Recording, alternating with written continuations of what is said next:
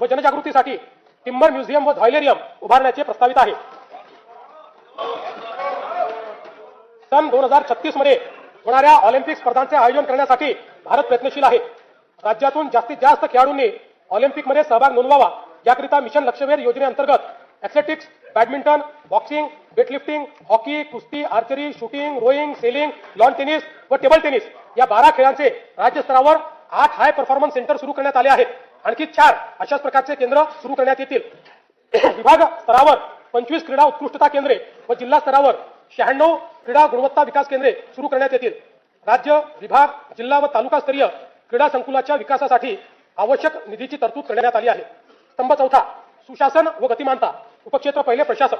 आर्थिक व सामाजिक गरजानुसार प्रशासकीय व्यवस्थेची पुनर्रचना करणे, अधिकारी कर्मचारी यांचे सेवा प्रवेश नियम ते निवृत्तीपर्यंत सेवा प्रक्रिया स्वयंचलित पद्धतीने करणे आणि कृत्रिम बुद्धिमत्तेचा आणि खासगी क्षेत्राच्या सहाय्याने नागरी सेवा पुरविण्यात अव्वल राज्याचा दर्जा प्राप्त करण्याचे आपले ध्येय आहे।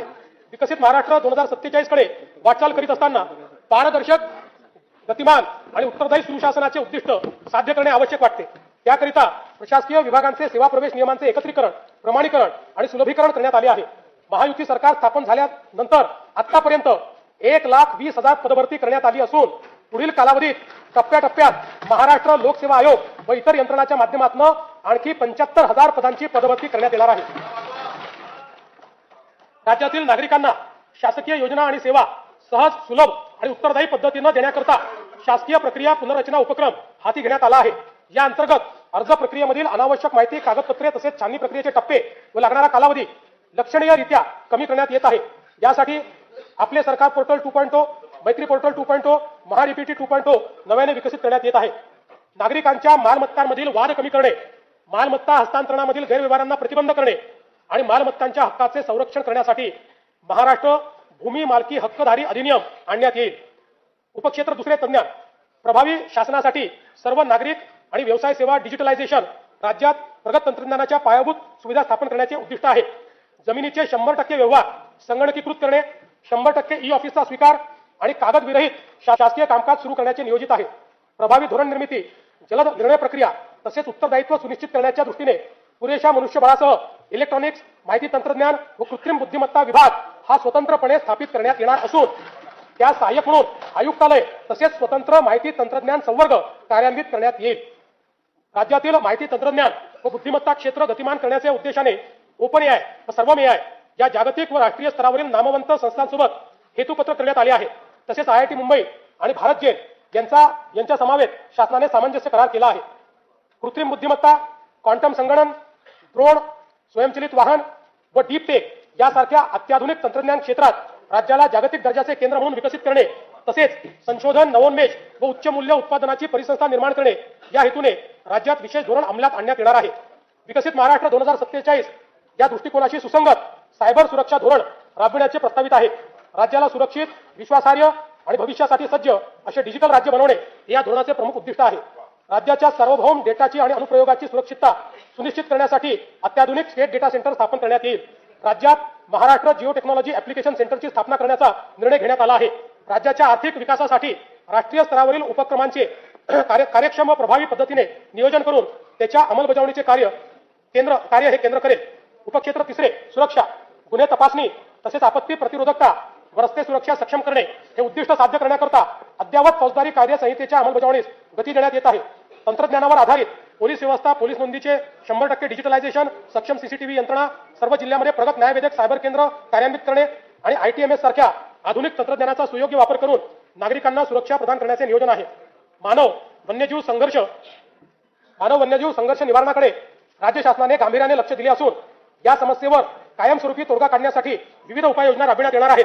वन्यजीवांच्या हालचालीची पूर्वसूचना देण्यासाठी कृत्रिम बुद्धिमत्ता प्रणालीचा वापर, रात्रीच्या गस्तीसाठी विशेष थर्मल ड्रोन आणि कमांड अँड कंट्रोल सेंटर आणि सौर कुंपण योजना यासाठी निधी उपलब्ध केला जाईल। हे जे मध्ये बोलत असतील त्यांचे पैसे कट केले जातील। मग इकडेच बघितलं, इकडे नाही, मध्ये त्यांचं बजेट कट केलं जाईल। त्यांना परमनंट नाशिकमध्ये बसवण्यात येईल। विकसित महाराष्ट्र 2047 उपक्रमांतर्गत स्मार्ट पोलिसिंग आणि न्यायदानासाठी अत्याधुनिक तंत्रज्ञानाचा वापर वाढविण्यासाठी महाराष्ट्र पोलीस दलाकरता बॉडी वॉर्न कॅमेरा उपलब्ध करून देण्याबाबतची कारवाई 3 वर्षात टप्प्याटप्प्याने करण्यात येईल. राज्यात 21 पथदर्शी फिरती न्यायवेधक वाहने लोकार्पित करण्यात आली असून सायबर सुरक्षा स्थिती आणि नागरिकांची सुरक्षा सुधारण्याकरता महाराष्ट्र सायबर गुन्हे सुरक्षा महामंडळ कार्यान्वित करण्यात आले आहे. नैसर्गिक व मानवनिर्मित आपत्तीचे सौम्यीकरण करण्यासाठी संशोधनात्मक अभ्यासपूर्ण व्यवस्थापनाकरता राज्यात राज्य आपत्ती व्यवस्थापन संस्था मिहान नागपूर येथे स्थापित करण्यास मान्यता देण्यात आली आहे. राष्ट्रीय आपत्ती प्रतिसाद दलाच्या धर्तीवर राज्य आपत्ती प्रतिसाद दलाची स्थापना करून त्यांच्या 4 तुकड्या स्थापन करण्यास मान्यता देण्यात आली आहे. उपक्षेत्र 4 वित्त. डर मुझे भी लगा फासला देखकर, डर मुझे भी लगा फासला देखकर, पर मैं बढ़ता गया रास्ता देखकर. खुद ब खुद मेरे नजदीक आती गई मेरी मंजिल मेरा हौसला देखकर.